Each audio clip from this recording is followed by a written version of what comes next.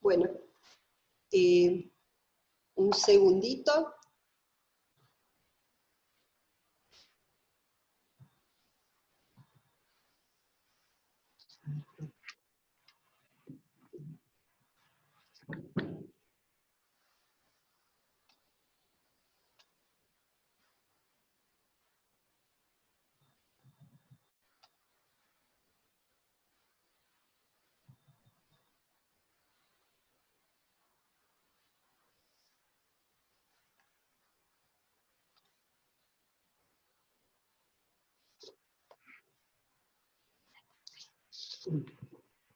Bien, bueno, buenas tardes.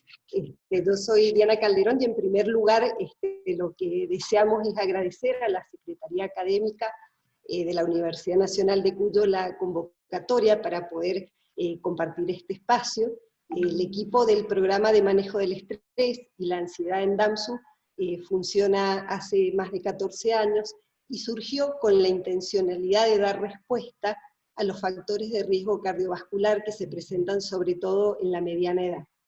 En este momento estamos ya cerrando un semestre y transitando una pandemia, que no es poco, y nos parece fundamental el cuidado de la salud psicofísica de las y los docentes. En este momento en el que se nos han multiplicado, yo también con esta vivencia como docente, se nos han multiplicado las exigencias de trabajo, se nos han diluido los espacios que teníamos claramente diferenciados entre lo laboral y lo doméstico, y han comenzado a aparecer, según nuestra experiencia de trabajo en el programa, muchas sensaciones de agobio, de cansancio, de ansiedad, que están relacionadas con el estrés.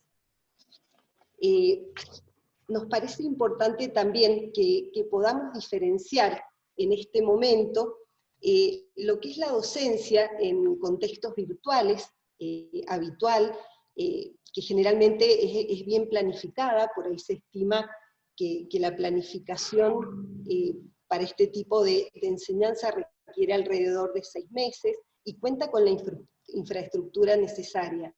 La pandemia nos tomó por sorpresa, y de alguna forma no nos dio tiempo para poder planificar esta situación. En la mayoría de los casos lo que nosotros estamos haciendo es una enseñanza remota de emergencia, en una situación de crisis y en condiciones de mucha incertidumbre.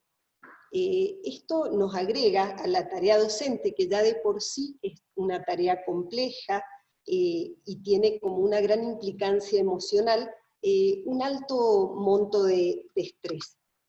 Pero bueno, podemos preguntarnos qué es el estrés. Según la Organización Mundial de la Salud, el estrés es un conjunto de reacciones fisiológicas que preparan al organismo para la acción. Podemos observar que esta definición no tiene en sí misma ninguna connotación negativa, porque es una respuesta natural del organismo que nos permite adaptarnos a las distintas situaciones que la vida nos va a presentar. Va a depender mucho de nuestro entorno, va a variar de acuerdo a la interpretación que nosotros hagamos de estos estresores o de estas situaciones que nos requieren una adaptación, y podemos decir que es una respuesta fisiológica que se va a basar en una descarga de adrenalina y cortisol cuando una persona es impactada por una situación determinada. Y nuestro organismo va a responder desde el plano físico, desde el psicológico y desde el conductual. Podemos decir que cuando nuestra respuesta al medio es adecuada, respeta los parámetros fisiológicos y psicológicos, y consumimos la energía disponible, cuando la cantidad de nuestros recursos internos nos permiten responder a estas situaciones, estamos frente a lo que técnicamente denominamos el eustrés o el estrés positivo. Pero cuando esta respuesta es insuficiente, se prolonga mucho en el tiempo o es exagerada, nos vamos a encontrar frente a una situación de estrés negativo que técnicamente se le denomina distrés. Nuestro organismo, decíamos que frente a situaciones amenazantes, nos preparamos para responder y vamos a direccionar todos los recursos energéticos y fisiológicos que disponemos. En un estado de alerta, comienza este proceso con la activación de la hipófisis. La hipófisis va a mandar un mensaje hormonal que va a hacer que se activen las glándulas suprarrenales, generando una producción mayor de cortisol. Por el estímulo nervioso se va a liberar también adrenalina. Podemos decir que frente a la adrenalina, nuestro organismo va a tener una respuesta a nivel neurológico que nos permite un aumento de la tensión, mayor velocidad de reacción, es decir, que nuestro sistema nervioso va a estar encendido y vamos a tener una mayor capacidad de respuesta.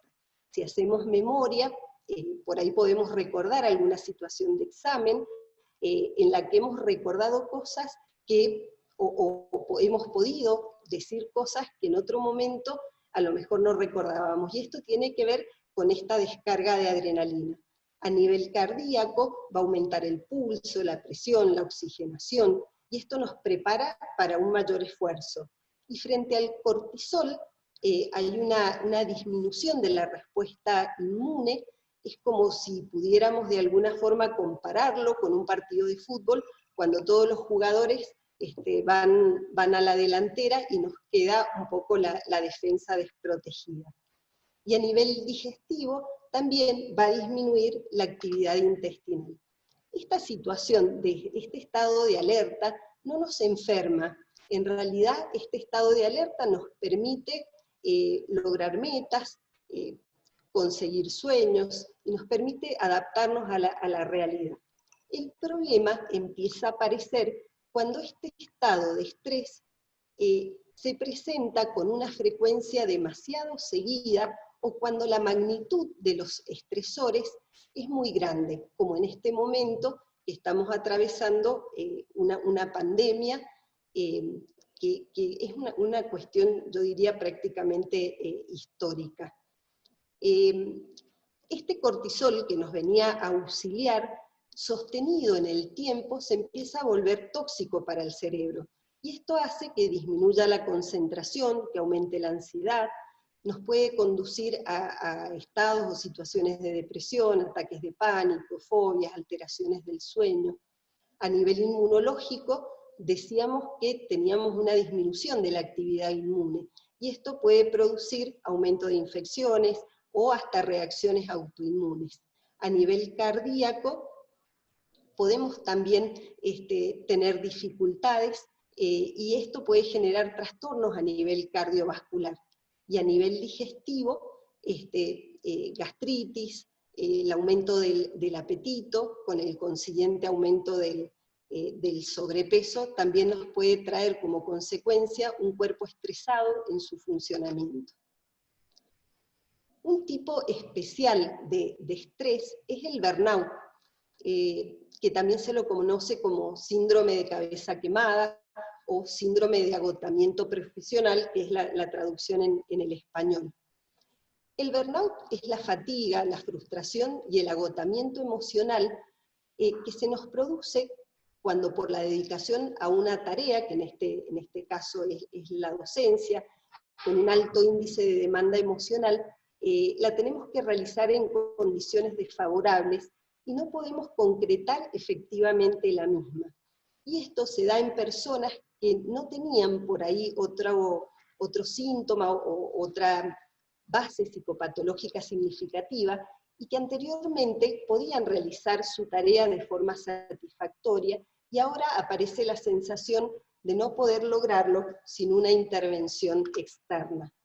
Si nosotros observamos esta imagen, un poco simbolizada con los colores del semáforo, nos va marcando cómo el nivel de estrés puede comenzar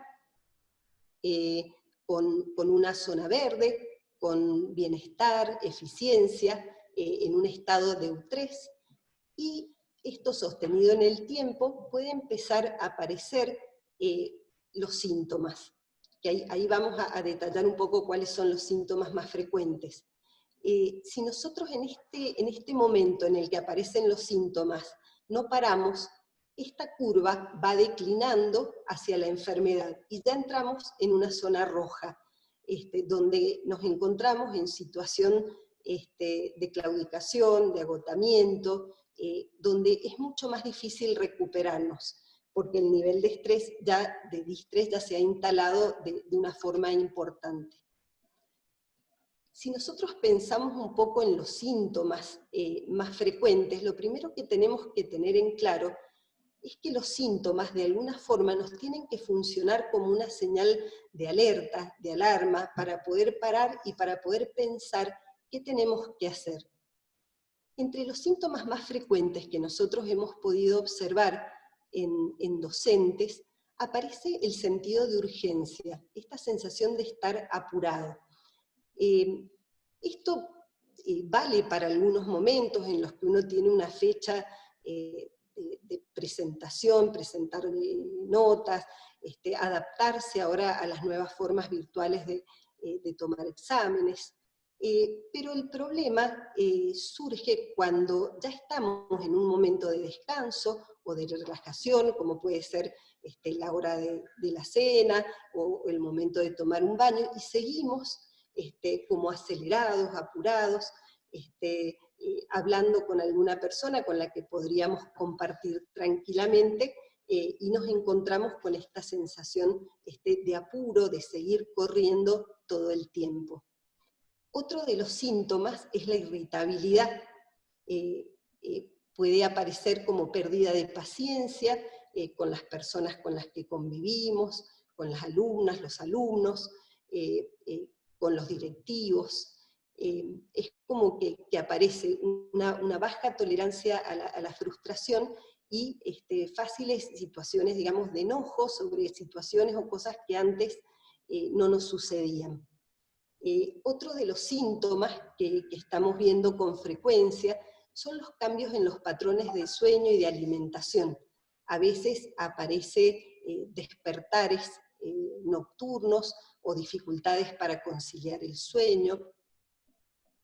También aparecen algunos trastornos como falta de apetito o dificultades importantes por una alimentación exagerada, contracturas musculares a nivel de cuello, donde normalmente acumulamos muchas tensiones. Podemos sentir también pérdida temporal de la memoria, distracciones. Esto sucede porque tenemos una atención como dispersa, y por ahí esto puede ser, no sabemos si mandamos un mail, o dónde dejamos el barbijo, o se nos perdieron los lentes. Otros síntomas frecuentes tienen que ver con la ansiedad, que está muy asociada a las sensaciones de temor, y la ansiedad puede ser un síntoma de estrés o puede ser un cuadro independiente. Y también el desinterés, como parte a veces de lo que decíamos del burnout, aparece la despersonalización, la falta de satisfacción por la tarea que se realiza, y muchas veces, bueno, esta abulia.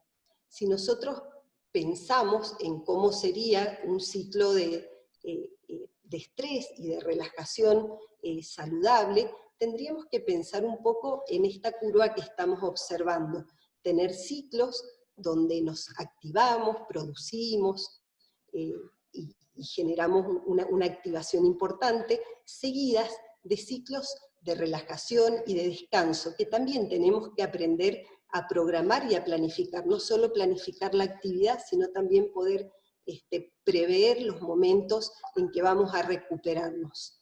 Si lo pensamos en un día, en cualquier día laboral, hacer estos pequeños cortes, tomar un té, caminar un poco, respirar, conectarnos con algún compañero de trabajo, Si lo pensamos en una semana, tener un día que sea realmente de descanso, y no por ahí, bueno, como nos suele suceder, de utilizar el fin de semana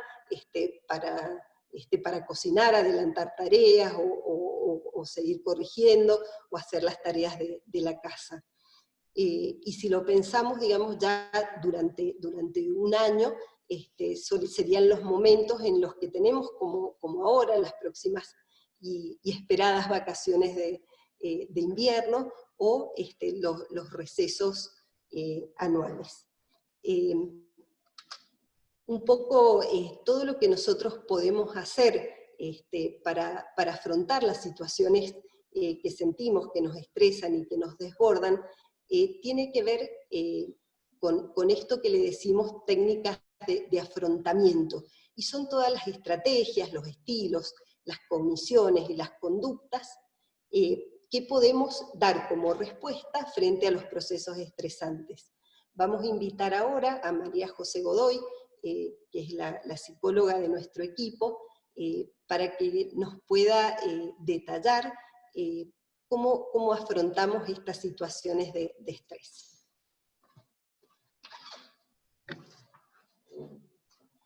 Muchas gracias, Diana. Buenas tardes a todos. Hola, María José. ¿Cómo estás, Dolores? Bien, buenas tardes. Bueno, qué desafío, las técnicas de afrontamiento. Es la pregunta del millón. ¿Qué hacemos cuando nos sentimos afectados por este estrés y empezamos a registrar todos estos síntomas que comentaba Diana? Y acá vamos a tratar de poner a su disposición diferentes herramientas que nosotros trabajamos a lo largo del año y permanentemente. Y en este momento, como decían, se han puesto al servicio de toda la comunidad académica. Cada uno luego va a poder ir utilizando estos recursos y ampliándolos y conectándose con nosotros en las diferentes instancias que tenemos para brindarles, para poder ir desarrollándolas según sus propias necesidades y según sus posibilidades. Una de las primeras grandes herramientas, y que particularmente a mí me encanta, porque tengo esta formación dentro de la terapia cognitivo-conductual, son las herramientas de reestructuración cognitiva, que tienen que ver con esto de poder pensar lo que pensamos, de analizar lo que estamos pensando y si esto juega a favor o en contra nuestro. Y la idea es ponerlo a nuestro servicio.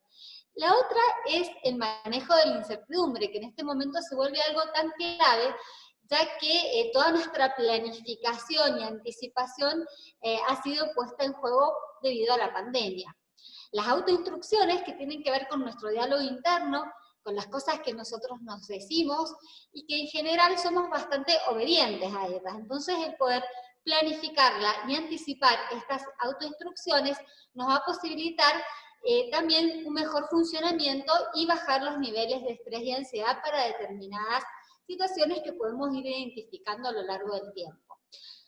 Otro background de herramientas son las habilidades sociales. Hemos elegido hoy la asertividad, ya que tiene que ver con la capacidad de ponernos a nosotros límites y a partir de ahí aprender a ponerlos hacia los demás. La asertividad es una de las habilidades sociales más difíciles de alcanzar y en general se logra ya en la vida adulta.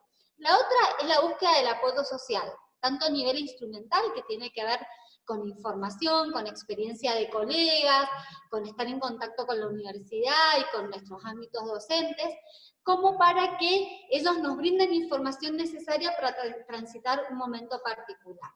El otro apoyo social está vinculado a lo afectivo, a ser empáticos, a contenernos, a dar y recibir afecto.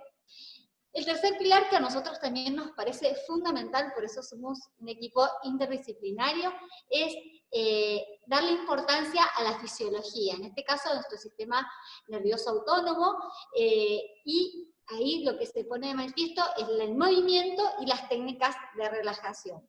Y por último, el análisis lógico, que es aquel que nos permite poder analizar nuestra situación actual, poder proyectar hacia donde quisiéramos estar, y poder analizar la brecha entre donde estamos y donde nos gustaría estar. De ahí analizar diferentes posibilidades y elegir la mejor opción para tomar nuestras decisiones. Poder, entonces, a partir de ese análisis, ir a la acción, ya sea las cosas que queremos empezar a hacer, o las cosas que estamos haciendo y deberíamos dejar de hacer. Entonces, el poder pasar todo esto mental ya a un nivel concreto en nuestra vida cotidiana. Pero antes de esto vamos a detenernos para reflexionar un poco sobre algunos procesos psicológicos que se han vislumbrado a partir del COVID-19. Uno de ellos es la aceptación y el duelo, que está anclado en el tiempo pasado. El otro es la incertidumbre, que está vinculado hacia el futuro. Y por último, la redefinición de nuestra propia vida, que está ligado al presente.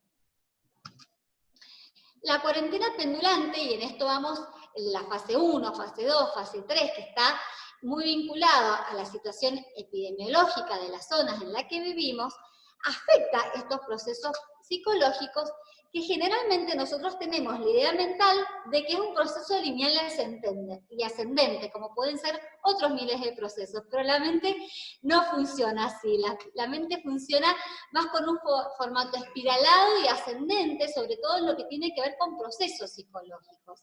Por lo tanto, nos vamos a encontrar con una gama de emociones que van desde el enojo, la ira, el dolor, a la aceptación, la autoestima, la confianza, la paciencia y la esperanza. Entonces, en esta espiral es en donde vamos a ir mejorando, transitando nuestros procesos, pero siempre vamos a tener momentos de que va a estar la sensación de que hemos retrocedido, porque justamente no es lineal ascendente, lo importante es estar en tono de que estamos haciendo ese proceso psicológico y aceptarlo, lógicamente. Entonces ahora vamos a ver herramientas para cada uno de estos procesos psicológicos. El primero habíamos dicho que era la aceptación y el duelo. Todos nosotros a partir de esta pandemia hemos pasado por un momento de aceptación y de duelo, ya sea de cosas pequeñas, a lo mejor como una pequeña fiesta de cumpleaños, un viaje planificado, o que íbamos a empezar determinada capacitación, situaciones económicas que ponen en tela de juicio estilos de vida que veníamos llevando y que debemos modificar, o nuestros familiares o gente querida que está transitando por estas situaciones. Nuestros alumnos, por ejemplo, cuando nos toca estar en los últimos años de carrera o en los inicios, entonces están con toda esta energía ya de fin de ciclo y los encontramos en una situación justamente con tristeza, con dolor, con apatía, con la sensación de frustración y de enojo. Estas son las emociones que generalmente están tiñendo estos momentos.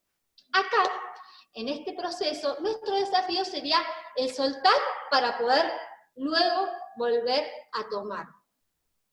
Y esto del soltar está ligado a aceptar nuestras emociones, sin tanto temor.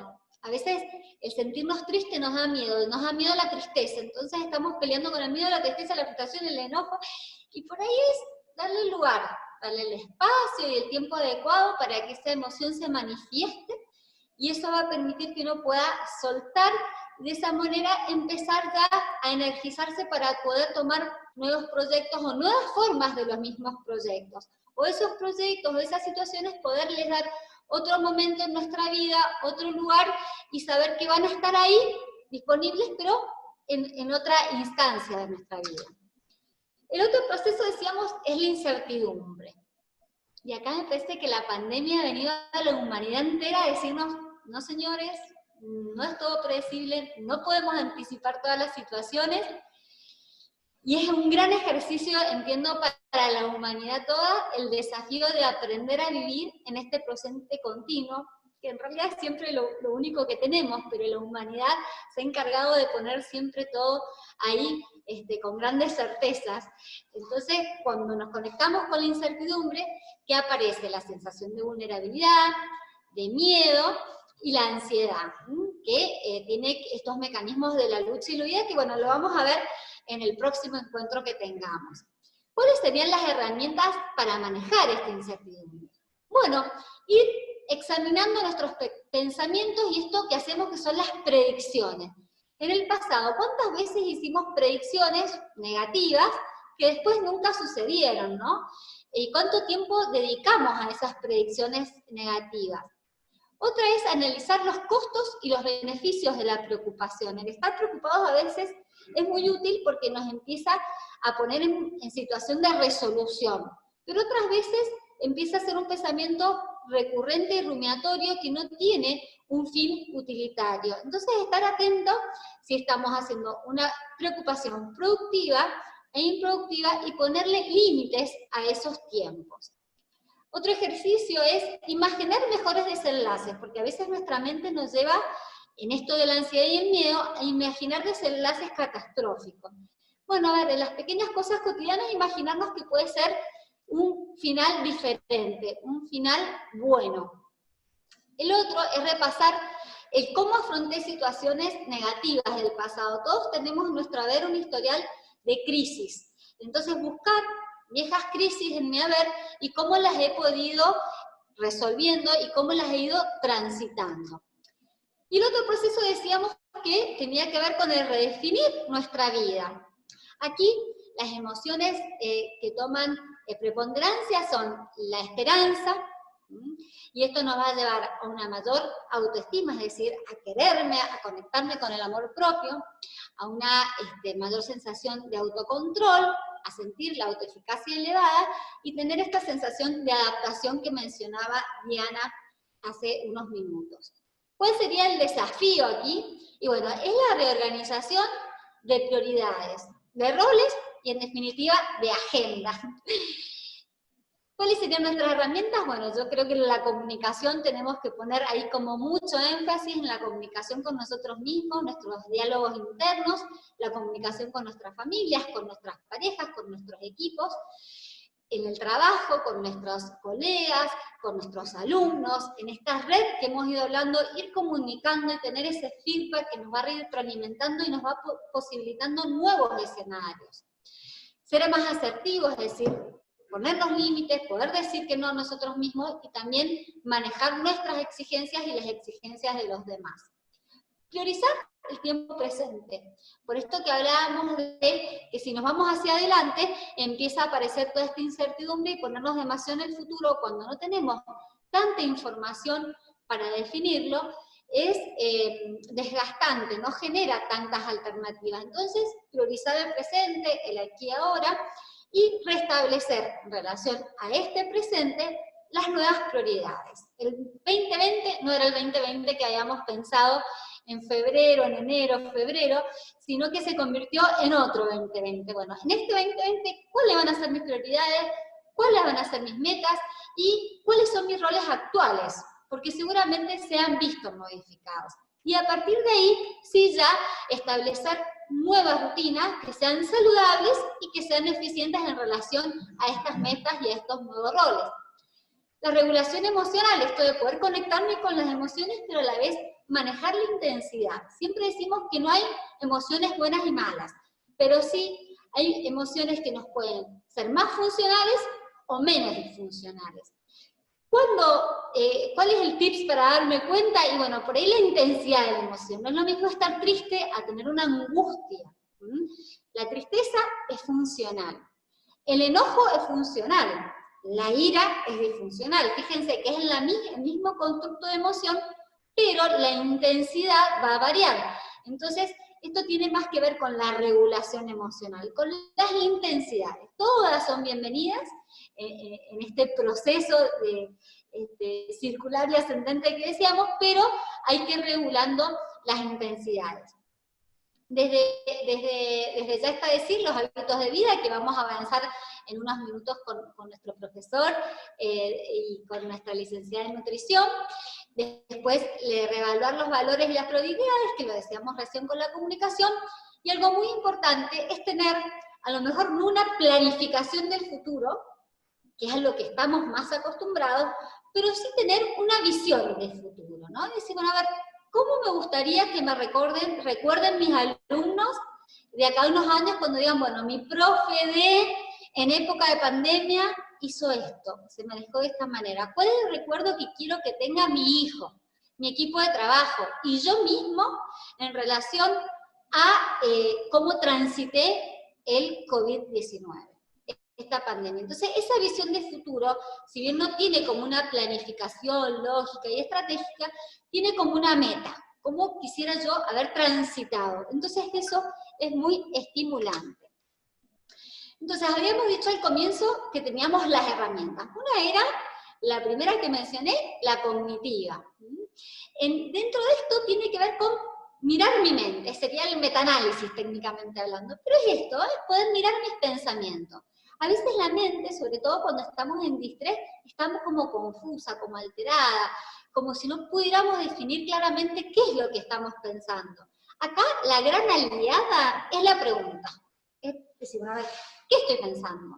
¿Por qué estoy pensando esto? ¿Realmente puede suceder? ¿Es así como estoy pensando? ¿Hay otras maneras de ver las cosas? ¿Cómo la ven los otros?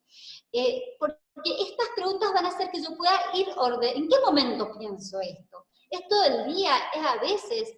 Eso va a hacer que mi mente, en vez de ser una maraña de pensamientos automáticos que van y vienen, vaya teniendo formato más narrativo, como de oración, como hablamos. Entonces, por ahí, el escribir es un gran ejercicio de ordenador de mentes. Entonces, ahí me pregunto y voy escribiendo. Entonces se vuelve algo narrativo, se vuelve algo alcanzable y accesible a todas las personas. Entonces, una vez que lo tenemos escrito, poder empezar a buscar nuevas alternativas, que eso es lo que se llama técnicamente la reestructuración cognitiva. Buscar nuevas alternativas de interpretación que sean más positivas y que estén a mi favor, como yo les decía. La otra gran herramienta para estas instancias son las autoinstrucciones, que consisten en ¿qué? En lo que yo me digo. Ahora no me tengo que olvidar de apagar la computadora al irme, ¿no? Eso es una autoinstrucción, y las personas las hacemos todo el tiempo, y son súper útiles. El tema es que sean positivas, y que me estén ayudando a mí a atravesar las situaciones estresantes de una manera más eficiente y más relajada, porque a veces las autoinstrucciones, aunque ustedes no lo crean, suelen ser bastante incisivas, muy exigentes y perturbadoras. Entonces, pensar qué me voy a decir. Si yo ya sé que determinado curso, determinada clase de Zoom me estresa, bueno, a ver, ¿qué me voy a decir antes de conectarme? ¿Qué me voy a decir durante estoy dando la clase? ¿Y qué me voy a decir al finalizar la clase? Eso ayuda, es simple y ayuda un montón a transitar situaciones que logramos identificar como estresantes y planificarlo en momentos en donde estoy relajado, que es ahí donde tengo como las mejores ideas. Bueno, ahora los voy a dejar con nuestro profesor de Educación Física, Juan Carlos Ojeda, que nos va a brindar la posibilidad de practicar en este ratito, cada uno lo invito a que lo haga en su casa, movimientos que podemos hacer tal vez entre clase y clase, sin movernos demasiado. Bueno, muchísimas gracias por su atención y por su confianza.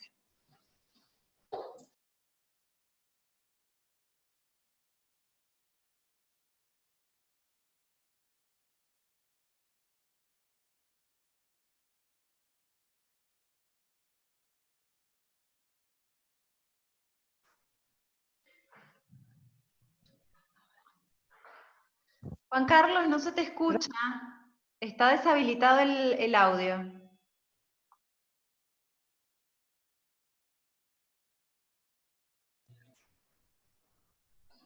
¿Ahora sí? Ahora sí, perfecto. Buenas tardes. Bueno, buenas tardes. Muchísimas gracias por la invitación a participar de este importante evento, ¿sí? Bueno, quería compartir con ustedes por ahí lo más importante que nos convoca a veces, que es el de movernos, porque somos personas que necesitamos movernos y fundamentalmente encontrar un concepto para poder instalarlo, que es movernos a partir de la ejercitación para poder eliminar dolores posturales. Propiamente, podríamos decir, con este tema de COVID-19, durante mucho tiempo hemos estado sin movernos y eso acarrea una aparición de dolores donde nunca antes nos tenía, ¿sí? Bueno, por ejemplo, lo más importante que vamos a abordar ahora es lo siguiente. En el momento en que ustedes estén trabajando, donde estén situados, se tienen que alejar un poquito del lugar, hacerse para atrás, por ejemplo, independientemente de donde estén trabajando, y tratar de comenzar a hacer unos movimientos para que podamos atenuar esa aparición de dolencias que por ahí sabemos tener, o a veces no somos capaces de darnos cuenta. Bueno, ¿cómo vamos a hacer? Mira, vamos a trabajar primero para mover las articulaciones, pero vamos a respetar una posición en cuanto al estar sentado. Vamos a llevar la espalda bien hacia atrás, apoyar en el respaldo de la silla, bien cómodos, las piernas separadas ancho de cadera y llevar el ombligo hacia atrás, un poquito, ¿sí? De manera que ustedes sientan que la parte lumbar está mejor apoyada en el respaldo. Una vez que tengo esa posición ya más cómoda, más simétrica, lo que voy a buscar es, por ejemplo, empezar a mover articulaciones. Y de repente podríamos hacer esto, mira, podríamos llevar a hombros y hasta arriba y volver a bajar, ¿sí? Entonces, una cuestión muy importante que nos ayuda a apartarnos de las situaciones en las cuales yo estoy trabajando durante cierta cantidad de tiempo, resolviendo situaciones, problemas, es ponerse a contar cuántas repeticiones estás haciendo. 5, suponete, o 10, ¿no es cierto? Bueno, empezar a mover articulaciones lentamente y dentro de las posibilidades. Y un concepto muy importante que hay que tener en cuenta. Hacemos ejercicio, pero no debe doler en ningún momento las partes del cuerpo cuando yo las estoy ejercitando. ¿Estamos? Dijimos, este movimiento que lo podemos agregar, podemos levantar los brazos por el costado, fíjate que siempre mantenemos la línea de estar sentado, respetar las posiciones de nuestro cuerpo, inclusive podemos trabajar con los brazos de manera que yo pueda abrir y cerrar. Fíjate que sería muy fácil pasarme del límite de mis posibilidades, y es la idea de que no nos pasemos de las posibilidades de nuestro cuerpo para movernos, para no lastimarnos, sobre todo sabiendo que hemos pasado mucho tiempo trabajando y durante la jornada del día se hace un poquito más extensa. Ese tipo de movimiento, por ejemplo. Algo donde nosotros siempre localizamos muchas tensiones, muchas molestias es en la zona entre hombros y la base de nuestra cabeza, el cuello, ¿está bien? Entonces, por ejemplo, podemos acompañar así, mirar los movimientos. Yo coloco las manos sobre el muslo y lentamente comienzo a trabajar llevando la pera para cada lado, de manera que yo pueda llevar a mis propios límites las posibilidades que mis músculos pueden hacer, y mi articulación en este caso de la columna. Distinto sería tratar de obligarme a hacer un movimiento mucho más extenso, mucho más intenso además, de las cuales no es un objetivo saludable que yo pueda trabajar. Con cuidado ahora, y si no hay ninguna lesión a nivel cervical, de lo que hablamos de discos intervertebrales de nuestra columna, vamos a tratar de llevar un movimiento con mucho más lentitud, más cuidado, y si quiere también un poquito más acortado, llevando la oreja para cada lado. Fíjate que siempre hacemos movimientos lentos, tranquilos, y buscando siempre que sea una paridad entre los lados que estamos trabajando.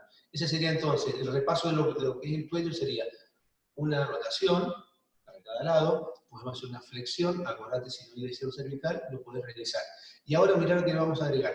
Vamos a llevar la pera al costado y desde ahí trato de mirar el codo, llevo al otro lado, bajo y miro el otro codo, y de repente eso lo podemos repetir en igual cantidad para que simétricamente trabajemos, ¿sí?, en una paridad de ambos lados, y obviamente vamos a encontrar un lugar más tensionado que el otro. Lo importante sería que nosotros no sobreexijamos las zonas aquejadas, las zonas con dolencia, porque seguramente si yo me paso de mi límite, nuestro cuerpo es tan sabio que comienza a buscar reparos y aparecen esos dolores que son las alarmas de los indicadores que me estoy pasando por el límite. Entonces, ahí estamos encontrándonos en una zona que recién estamos escuchando a las licenciadas cómo abordaban el tema. Estamos agregándole un estrés, algo no saludable a nuestro cuerpo, y eso significa que hay que volver a recomponer en nuestro estado de equilibrio. Habíamos trabajado esto, ¿sí? Bueno, fíjate ahora cómo vamos a tratar de incorporar el movimiento llevando un pequeño círculo, pasando siempre por el frente, y evitar llevar la cabeza hacia atrás, buscando esa hiperextensión cervical que no nos va a hacer para nada bien. Solamente trabajo en forma muy lenta. Al principio lo podemos trabajar con ojos abiertos para que estés orientado y también para que vayamos monitoreando a ver cómo me comporto con respecto al ejercicio.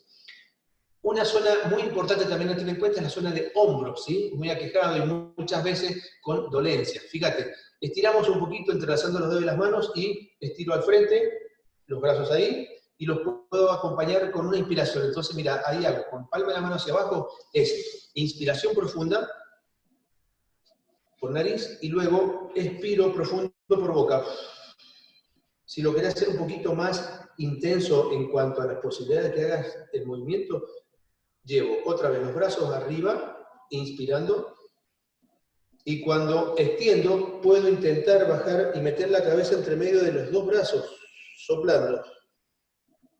Esa sería una posibilidad también para trabajar. Como intenté hacer este ejercicio y tiende a redondear un poquito mi espalda, vamos a hacer un movimiento compensatorio. Fíjate, el brazo, mira la palma de la mano. La palma de la mano va ahora a girar y voy a tratar de colocar el dorso de la mano en la espalda, alejándome un poquito del respaldo de la silla, y si mis hombros pueden, coloco el dorso de la mano en el respaldo de la silla.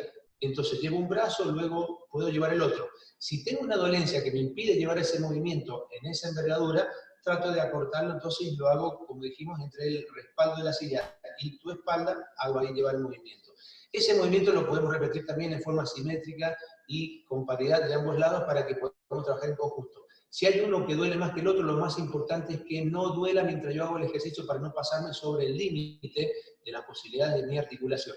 Fíjate ahora que con los brazos, teniendo la palma de la mano hacia el frente, podemos trabajar tratando de acercar el dedo índice al hombro. Fíjense que estamos trabajando con ejercitaciones para nuestro propio cuerpo, con nuestro propio cuerpo. No estamos agregando ningún exceso de carga porque lo importante es tratar de incorporar el movimiento a mis posibilidades y teniendo en cuenta una cosa, que lo que yo haga tiene que estar abordado para que me elimine dolores posturales, me aparte un poquito de la sensación y de la situación estresante que estoy resolviendo, y no por haber hecho esa pausa para hacer ejercicio, eso indica que estoy perdiendo el tiempo. Al contrario, es un tiempo invertido para nosotros, ¿sí? Y podemos trabajar haciendo esas respiraciones profundas, haciendo círculos con los brazos bien amplios, y lo podemos acompañar con inspiración profunda por nariz. Mira, inspiro y luego expiro por boca. Si querés podés cerrar los ojos, que te va a permitir concentrarte un poquito más para sentir esas sensaciones que va generando la respiración profunda y completa dentro de tu organismo, que te va a permitir bajar frecuencia cardíaca, bajar frecuencia respiratoria, y fundamentalmente que nuestra tensión arterial también baje. Y de esa manera estamos haciendo un abordaje para contrarrestar también situaciones estresantes. Bueno, muchísimas gracias por la participación y espero que les haya gustado esta ejercitación, y cuando ustedes lo requieran podemos compartir a través de este mismo sistema ejercitaciones que nosotros de aquí de Danzu estamos brindando a la población. Muchísimas gracias por la atención, y ahora les voy a pedir que compartamos con la licenciada Estefanía Suárez, nuestra nutricionista, para compartir más conceptos importantes en este abordaje. Muchísimas gracias. Hola, Estefanía. Hola, ¿cómo les va? Hola, Estefanía. Buenas tardes a todos. Buenas tardes. ¿Cómo te va, Dolores? Bien. Bueno, vamos a hablar un poquitito de lo que es alimentación saludable, sobre todo en tiempos de pandemia, que es el gran desafío. Costaba antes sin pandemia, imagínense ahora cómo es. Y bueno, yo siempre les digo que lo importante es hacernos la pregunta del millón. Primero, definir qué es realmente comer saludable, ¿sí? Porque más en estos tiempos donde redes sociales han cobrado vida terriblemente, por ahí hay como mucha infoxicación, hay información de comer saludable de distintas fuentes, no siempre fuentes confiables o profesionales. Entonces realmente comer saludable está bueno plantearlo desde el punto de vista de, bueno, ¿y qué sería realmente algo saludable? ¿Sí? Importante es siempre guiarnos por la evidencia científica, por eso siempre remito a las guías alimentarias argentinas, varios las deben conocer ya. Estas guías lo que hacen es orientar un poco a la población sobre qué es comer saludable, qué sería comer de forma adecuada, ¿sí? Y esto para bajarlo un poquito a la realidad del día a día, yo les digo, bueno, es más o menos establecer estrategias, ¿sí? Porque por ahí esa guía es muy linda, da varios mensajes sobre qué es comer saludable, pero por ahí esos mensajes están un poco en el aire y el desafío es realmente poder bajar esos mensajes de las guías a la alimentación que hacemos cada uno de nosotros en casa, y más con el tema de la pandemia, que uno de los principales problemas que he percibido ahora es esto del tema de los horarios de comida, que por ahí, bueno, el trabajo no tiene horarios y tampoco lo tiene el orden con los horarios de comida. Sobre todo por ahí si somos de canalizar la ansiedad o el estrés con los alimentos, que eso lo vamos a trabajar un poquito después. Hoy lo que me interesa por ahí trabajar es, bueno, todo este estrés que hemos visto que aumenta la secreción de adrenalina, de cortisol en mi organismo, lleva de por sí a un aumento de los consumos de antioxidantes y de nutrientes del organismo. Me deja en un déficit nutricional, ¿sí? Y sobre todo estamos viendo que ahora es importante tener las defensas altas y por eso cobra mucha relevancia el tema de, bueno, de alimentarme de forma saludable. ¿Qué quiere decir? Con buena calidad de alimentos, no solo pensando en calorías, que es esto que tenemos como medio chip metido en la cabeza de pensar en calorías cuando hablamos de comer saludable. Es un poquito de todo en realidad. Entonces, como decíamos, establecer estrategias. Lo primero, horarios de comidas, ¿sí? Es como muy importante tener un orden con esto. No hace falta quizás que sean los horarios que teníamos antes de la pandemia, eso por ahí va a ser quizás muy difícil, pero sí dentro del despiole de horarios tener cierta coherencia. Yo tengo gente que me dice, bueno, estoy almorzando a las 5 de la tarde. No habría un problema. Sí, lo importante por ahí sería, durante ese día, evitar pasar demasiadas horas sin comer, que sería demasiadas, más de 4 horas. ¿Sí? Si estamos más de 4 horas en el día sin comer nada, es probable que después estemos con mucha más voracidad, con mucha más ansiedad, y que la elección de alimentos que vamos a tener no sea la más saludable, ¿sí? Porque vamos a estar con hambre física, mental, todo junto. Entonces, en la medida que podamos establecer horarios de comida, rutinas alimentarias ordenadas, lo ideal que sería no más de 4 horas sin comer nada, y el mínimo entre una comida y la otra por lo menos de 2 horas para que hayan reposos digestivos, vamos a poder asegurarnos un aporte adecuado de nutrientes en el día, ¿sí? Entonces yo creo que esto es uno de los puntos más importantes, el tema de ordenar mis comidas. Y darle un horario a la comida es darle un lugar, un espacio, ¿sí? O sea, que si estoy trabajando en la computadora, pueda hacer una pausa de 5 minutos, apagar la computadora o correr y poder alimentarme. Poder disfrutar de ese momento de la comida, no solo darle una hora a nivel reloj, sino establecer un ritual con esa comida y poder darle un espacio, ¿sí? Lo importante serían al menos las 4 comidas básicas del día, mi desayuno, mi almuerzo, mi media tarde y mi cena, ¿sí? De esa forma ya aseguramos aportar en el día toda la cantidad de nutrientes necesarios. Otro punto con las estrategias es, bueno, ver la calidad de alimentos que estamos utilizando en el día a día. Como les decía recién, esto tiene que ver, bueno, con alimentos que me aporten macro y micronutrientes, aporte de carbohidratos, aporte de proteínas, de grasas, vitaminas, minerales, agua y fibras, ¿sí? Esto lo vamos a ver enseguida.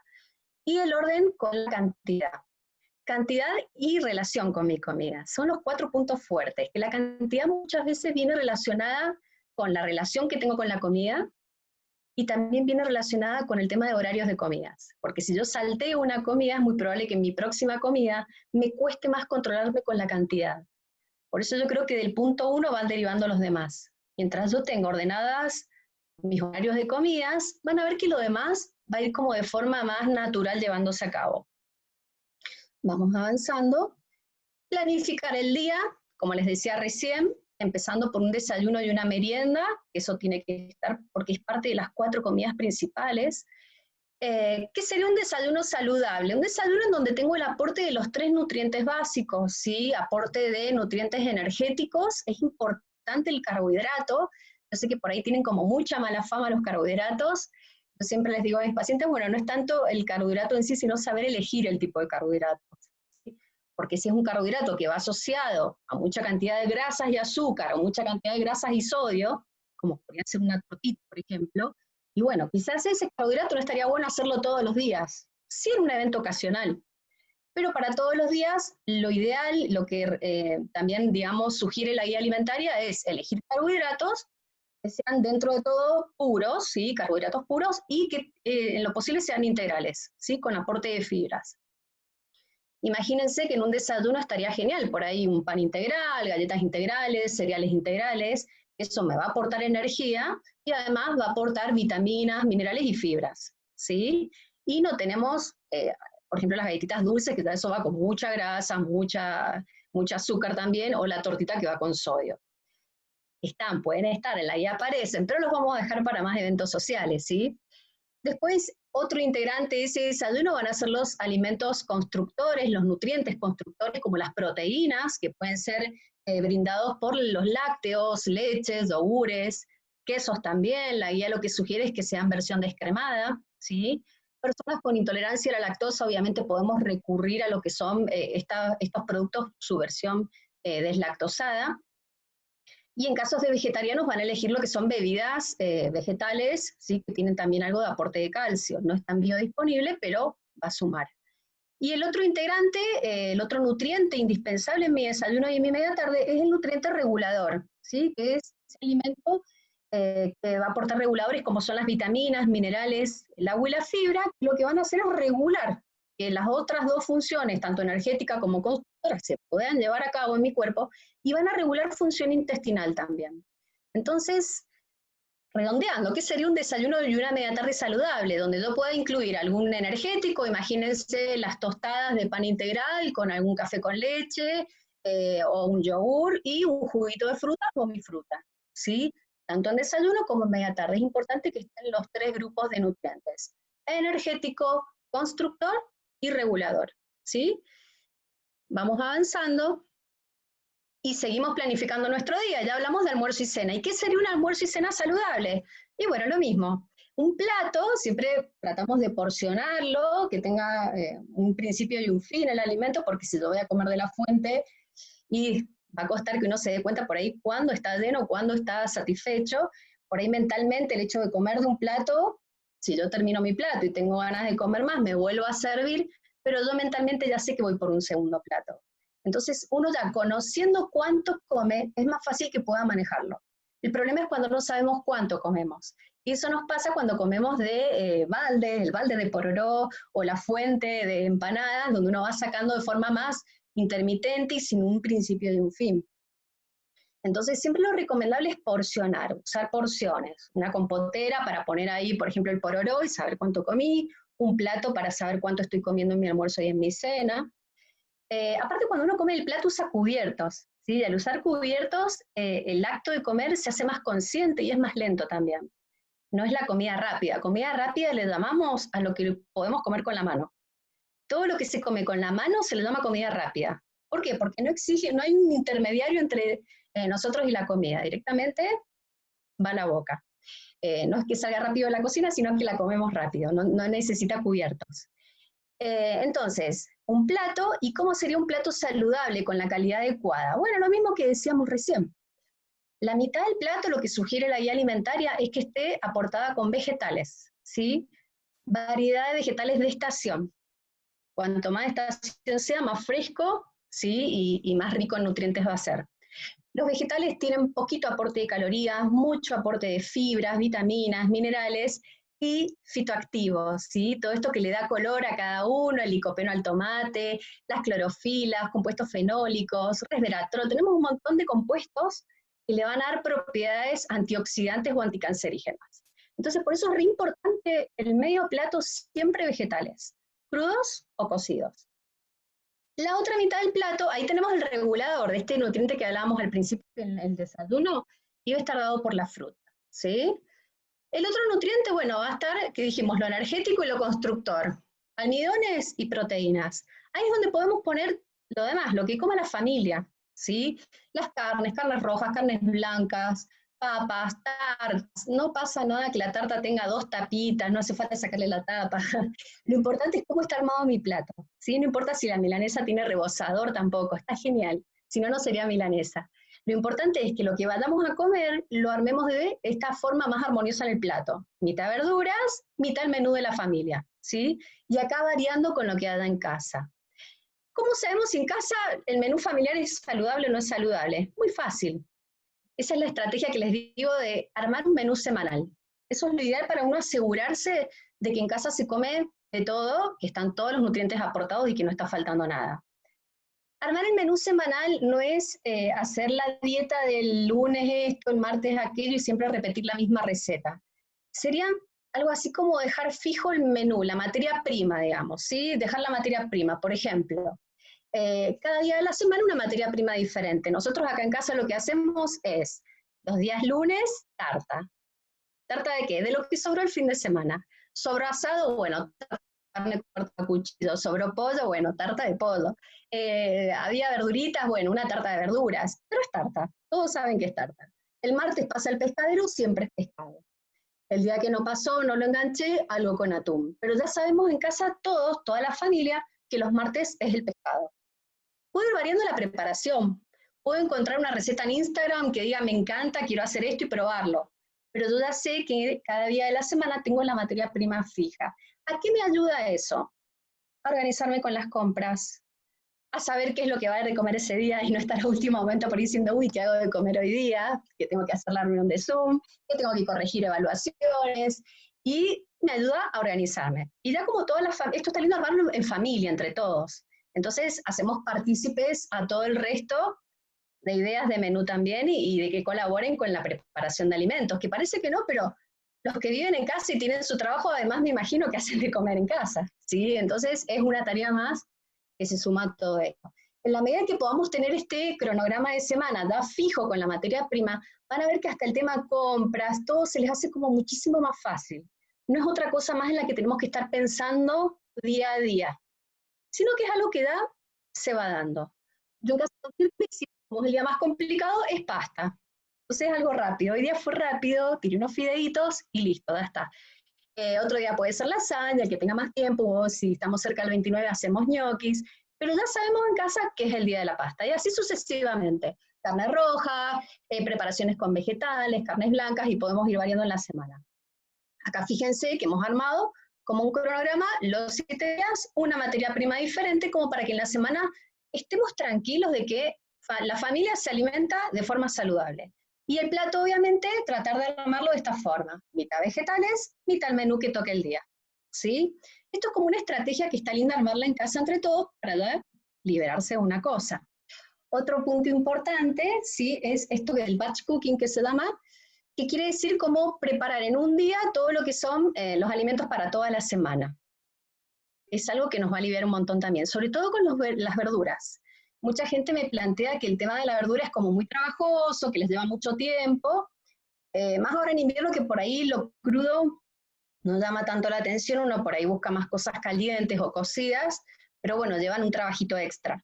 Entonces lo que yo les sugiero es, el mismo día que compramos los vegetales, siempre tratar de comprar las verduras para la semana, ese mismo día que compré todo, hiervo o cocino lo que vaya a comer cocido en la semana. ¿Sí? Entonces hacemos 3 tipos de cocciones. Una cocción húmeda, que puede ser vapor o hervido, con lo que vaya a comer hervido, por ejemplo la zanahoria, el zapallo, ese mismo día lo pongo todo a hervir, ¿sí?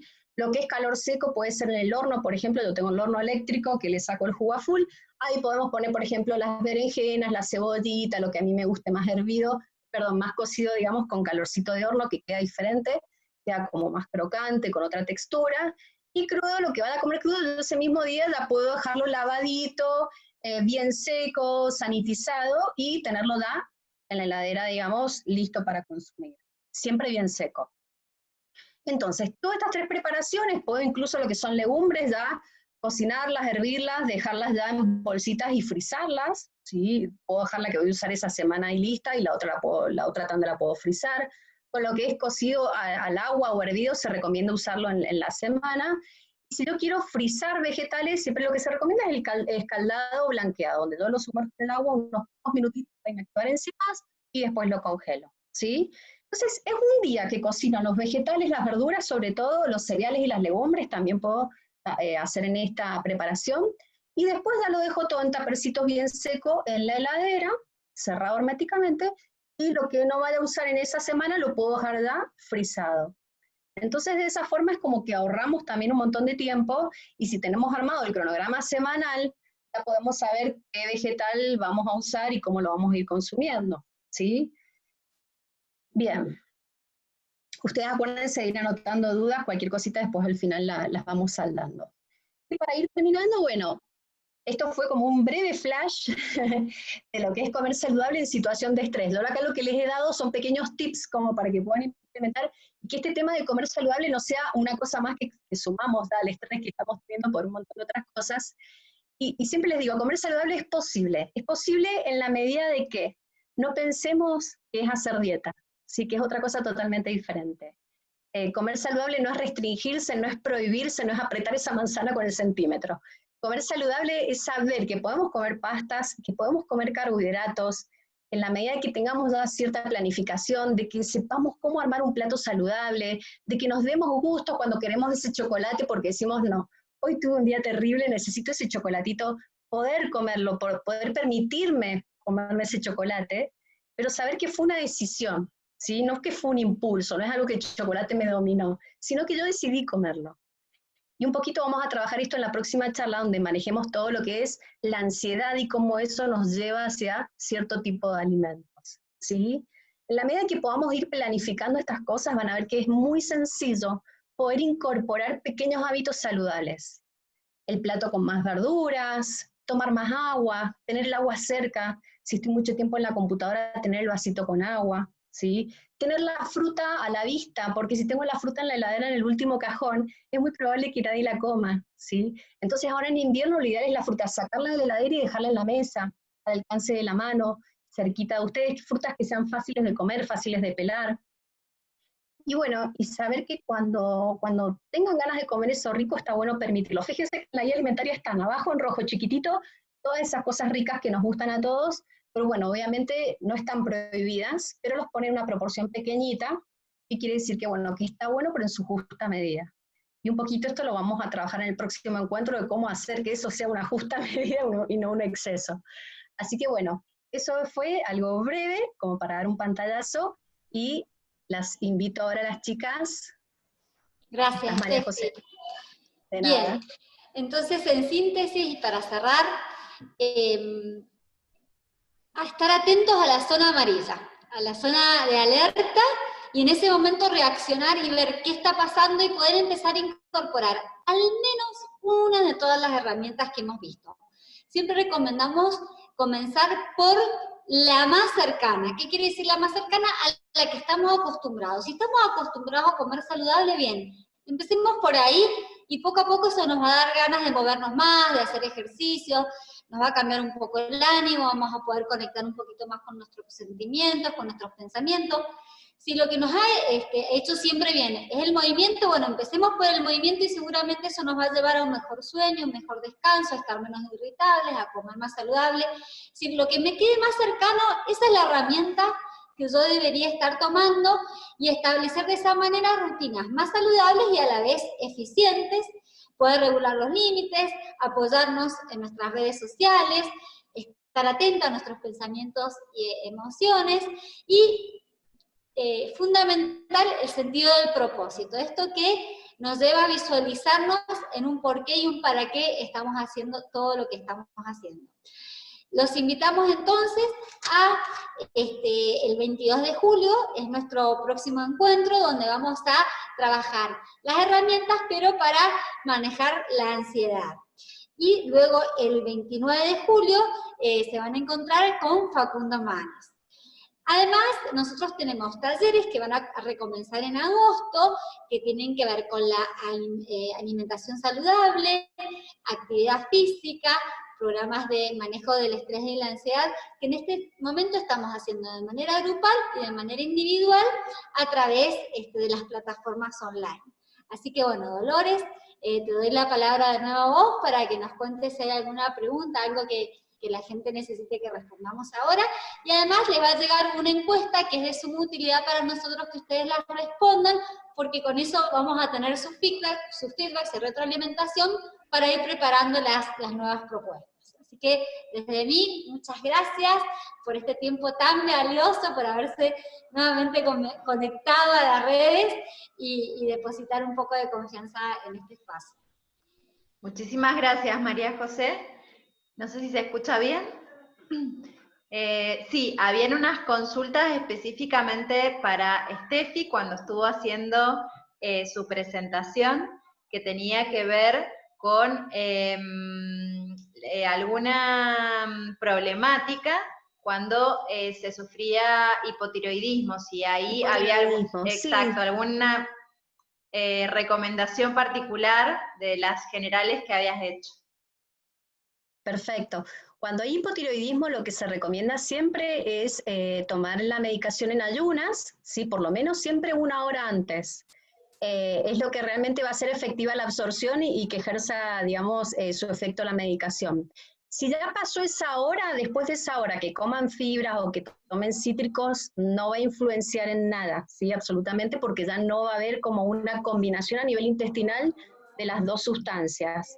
Entonces no habría ningún problema. También esto tiene que ver con la cantidad de fibra. Se ha visto en estudios recientes que la malabsorción del T4 en el desayuno también tiene que ver con excesos de fibras en mi desayuno. O sea, mientras esté lejos del desayuno y no consuma gran cantidad de fibras, no debería haber un problema.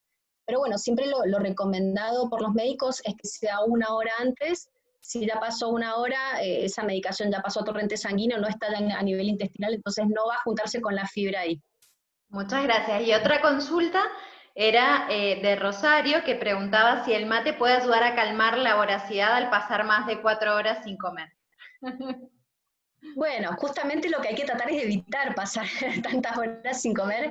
El mate lo que tiene es un anorexígeno a corto plazo, como saben. Mientras yo lo tomo me puede cortar el apetito. Pero en el momento de que lo deje, ese apetito se va a volver a encontrar en ustedes y van a tener voracidad, ¿sí? Esto igual, por eso les decía, es muy importante en lo posible hacer una pequeña colación. Si vemos que van a pasar muchas horas, bueno, entre mi desayuno y mi almuerzo puedo establecer una colación en el medio, comer algo. Incluso hablábamos esto de la pausa, hacer una pequeña pausa en ese mate quizás, ¿sí? Con algo sólido para comer, algunos cereales, unas galletitas de salvado. Entonces de esa forma también mentalmente ayuda a hacer la pausa, a relajarnos, a calmar la ansiedad, ¿sí? La voracidad para después. Siempre esto lo vamos a trabajar en la próxima, pero bueno, el adelanto de que es importante beber y comer de forma consciente, por ahí estar atentos a esto del piloto automático, ¿sí? Después lo vamos a seguir trabajando. Bueno, todos hemos quedado con ganas de seguir, pero para respetar los tiempos y bueno, si no hay ninguna otra consulta puntual a los profesionales, agradecerles muchísimo porque la verdad que ha sido súper interesante. Creo que nos vamos con mucha tarea para las vacaciones, para el receso, para ser conscientes, como bien decían recién, muchas de las prácticas que tenemos. Y por otro lado, han habido muchas consultas con respecto al próximo encuentro, que va a ser el 22. Ahí vamos a ampliar la capacidad para poder llegar a más docentes. Así que esperamos vernos nuevamente el 22 y agradecerles nuevamente por la participación y por todas las recomendaciones que nos dieron, que son más que útiles en estos tiempos. Muchísimas, pero muchísimas gracias. Estamos en contacto. Gracias a ustedes por invitarnos. Bueno, y la grabación va a quedar también disponible para aquellos que la quieran repasar, como bien decían, y hacer justamente las tareas en este receso. Estamos en contacto. Gracias. Muchas Hasta gracias luego. a todos. ¿Dónde, chicas? Sí. Lo vamos a publicar en la página de la Secretaría y también de DAMSU para que quede a disposición. Perfecto, muchas gracias. Bueno, muchas gracias a todos los que participaron y dedicaron esta hora larga a esta propuesta. Muchísimas gracias. A ustedes. Hasta luego. Hasta luego.